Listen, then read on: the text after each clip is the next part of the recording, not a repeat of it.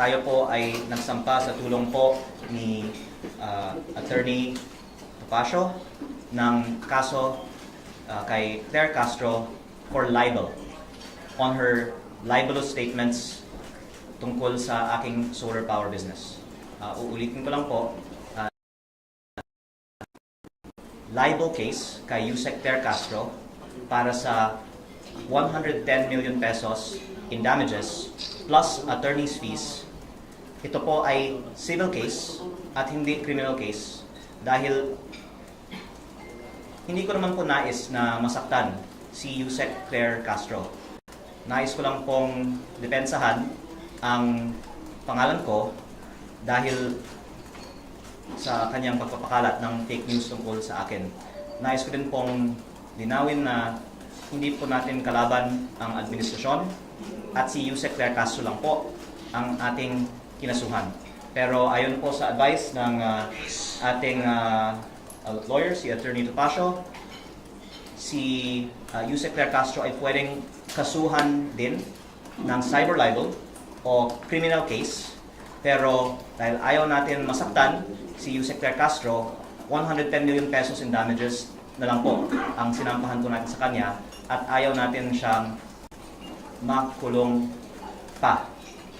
At pag-aaralan natin po ang ating mga susunod na mga hakbang pa sa kanya at sa ibang mga nagpapakalat ng fake news tungkol sa iba't ibang mga issue na nakikita naman po ng taong bayan ay nagpapalihis lang ng usapan mula sa tunay na issue ng korupsyon sa DPWH dahil si Yusek Claire Castro po kasi ay nagsimula ng kanyang mga vlog episodes tungkol sa akin, baka mga 15 na po ang kanyang mga episodes tungkol sa akin, tungkol sa kung ano-anong mga issue. Nung una, tungkol sa Cabral Files, tapos yung prangkisa na sinabi niyang binenta ko na hindi ko naman binenta, tapos yung ibang mga kontrata sa DOE na hindi naman na po sa akin, at kagabi nga po, hindi lang isa, dalawa ang kanyang episodes sa kanyang vlog tungkol sa akin. In fact, in some ways, nakakatuwa na she cares so much about me na ang dami na niya pong content tungkol sa akin. Pero sana naman po, purihin niya ako, huwag niya akong i-criticize dahil lahat naman po tayo ay para sa good governance at laban sa korupsyon. Sana, katulad ng mga iba na kakampi din natin laban sa korupsyon, magtulungan na lang po tayo para ma-achieve ang mga layunin ng administrasyon na wakasan ng korupsyon sa DPWH.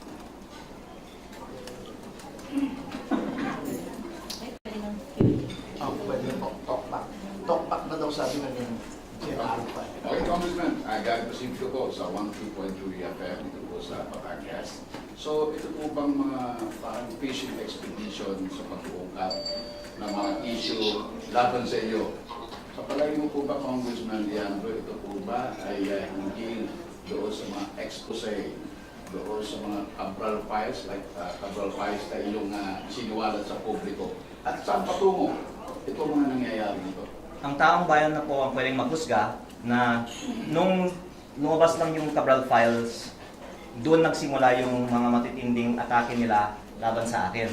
At si Yusek Claire Castro ang pinaka-high profile na example nito dahil sa dami nga niya po ng mga vlog episodes tungkol sa akin, matapos lamang kong nabanggit na ako po ay in possession ng mga Cabral Files. At ang isang dahilan actually na hindi ko naman sinusubukan na kausapin sila pa na wag na nilang tamaan ako, ay nakikita naman ng publiko na hindi totoo ang sinasabi nila at ito po ay diversion lamang sa totoong issue. At hindi po ako ang nadi-discredit nila. Dinidiscredit nila ang sarili nila. Kaya pinag-aaralan ko po ang aking mga hakbang at nakita ko actually mabuti pa na magsalita siya kasi wala nang naniniwala sa kanya. Ang nag-release na po ng UCC si Yusek Claire Castro and this is the exact quote. Inamin ni Kong Leviste na he is not the owner of solar para sa bayan anymore. which has the franchise because he is already divested his shares. He himself is the source. What's your take on this? Ang una kong sagot ko po kay Yusek Claire Castro, sumagot na lang si Yusek Claire Castro sa korte dahil may kaso na po kami. At ang direkta ko naman po sagot para sa kaalaman ng publiko, hindi ko po binenta ang kumpanya na may prangkisa. Ang kumpanyang binenta ko ay ibang kumpanya na ang main asset nito ay lupa sa Nueva Ecija. In fact, pinapasalamatan ko po si Pangulong Bongbong Marcos na siya po ang naging guest of honor sa groundbreaking ng proyekto ng kumpanya na itinatag ko. Ito po ang nagpasok ng pinakamalaking foreign investment sa buong Pilipinas sa taong 2025 at sa ngayon ay nag-i-employ ng mahigit 10,000 ng ating mga kababayan sa Nueva Ecija. Kaya hindi din po totoo na hindi po ako nag-deliver sa aking mga kontrata.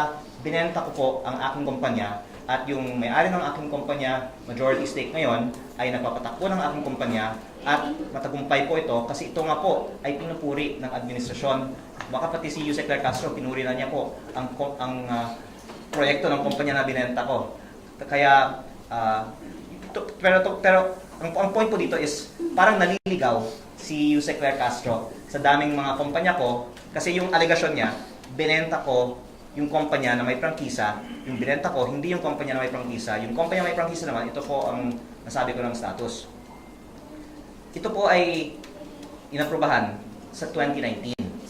At may dalawa pong probisyon ang prangkisa. Una, para mag-operate, kailangan ng implementing rules and regulations. Pwede pong tignan ang batas na ito mismo. At ang DOE po ang dapat maglabas nito at walang inilabas na IRR ang DOE. Pangalawa, franchise na nakalagay naman na kung hindi mag-operate for 2 years, ito po ay ipso facto revoked. Ano, attorney, ang ibig sabihin ng ipso facto revoked? By its very fact, automatically. Okay.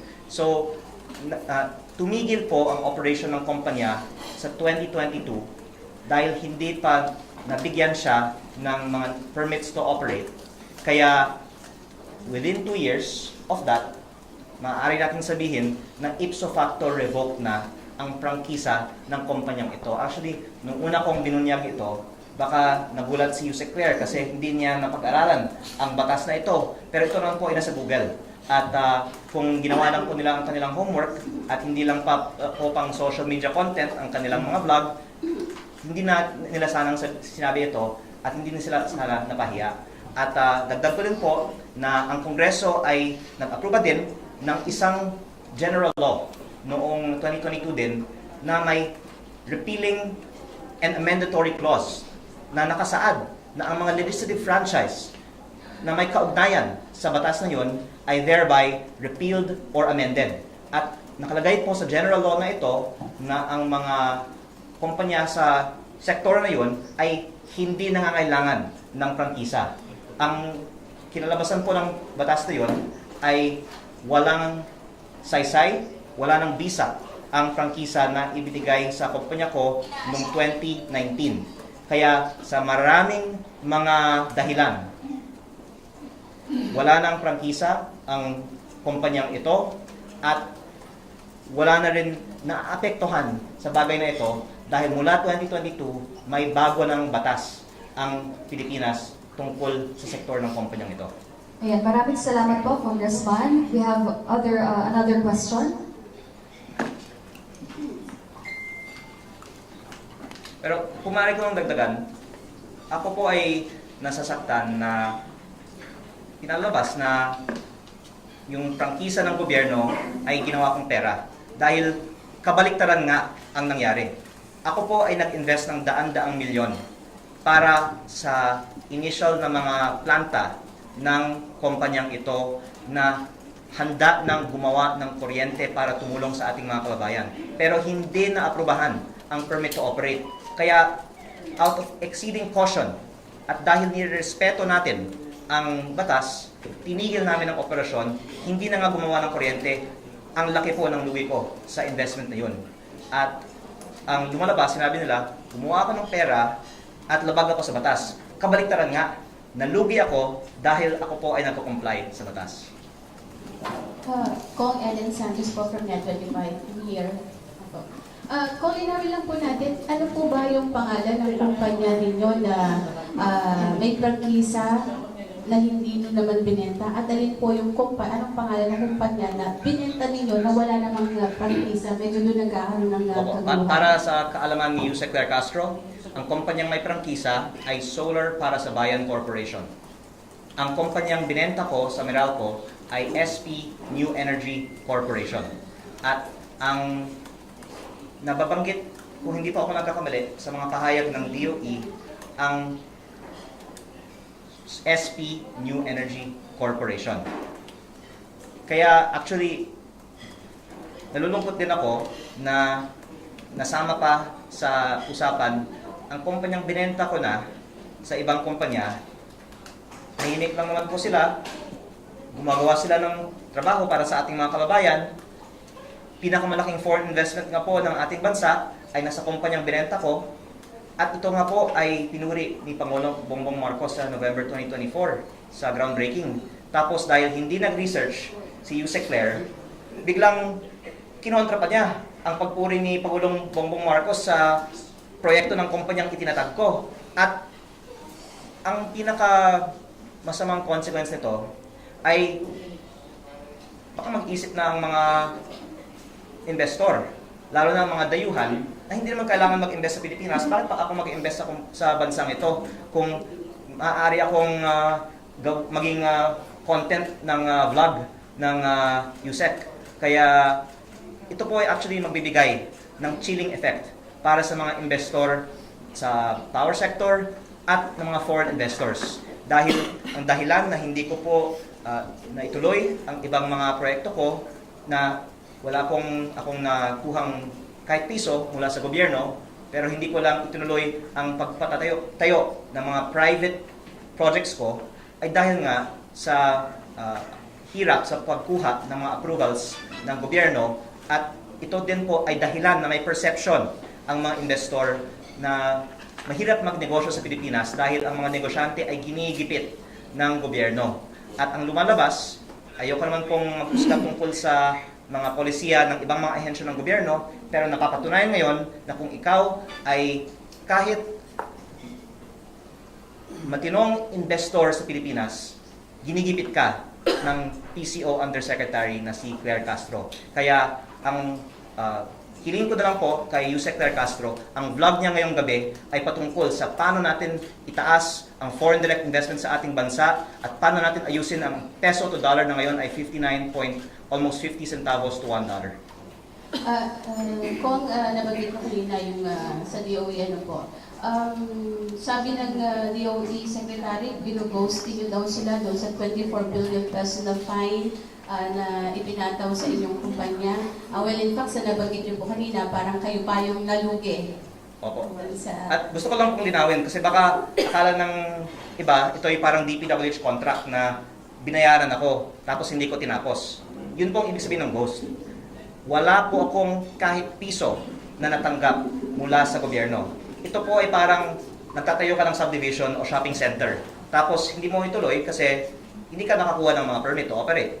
At ang mga sinasabi din na ito ay nagresulta sa pagtaas ng presyo ng kuryente ay kabaliktaran din. Unang-una, pwede yung i-research at pwedeng talakayin sa ibang araw. Ako po ang nagtaguyod ng mas mababang mga presyo sa power industry. Kaya maraming ang mga nagalit na pinapababa ko ang presyo. Kaya ang mga may gusto ng mataas na presyo ay may gusto din na hindi matuloy ang ibang mga proyekto ko. Pero yung magpapataas ng presyo, pag ginigipit ng gobyerno ang mga investor, kaya hindi natutuloy ang mga proyekto. Kaya humihiling na lang ako sa mga nagsasalita na imbes na mag-atake sa akin, isip na lang tayo ng mga paraan na manghikaya ng mga investor na magtayo ng mga investment sa ating bansa. Yan, meron po tayong susunod na katanungan. Makikiabot na lang po ng isa po munang mic. Okay po, please go ahead po. Pero lilinawin ko lang po, si Secretary Sharon Gurin din ay kaibigan ng aking ina. Kaya ang aking mga pahayag po ay directed kay Yusek Claire Castro, hindi po sa aking mga iginagalang na ibang mga kawani ng gobyerno.